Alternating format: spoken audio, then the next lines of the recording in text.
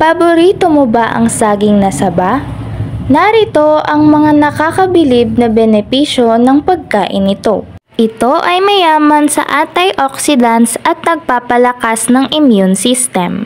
Mataas rin ito sa fiber na mabuti para sa tiyan at bituka.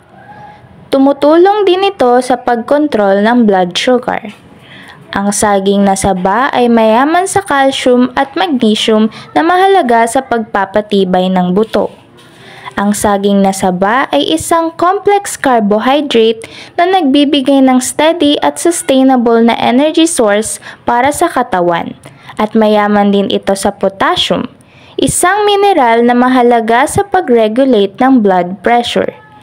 Ang sapat na potassium intake ay nakakatulong sa pag-neutralize ng excess sodium sa katawan na tumutulong sa pagpapababa ng blood pressure at pag-iwas ng hypertension.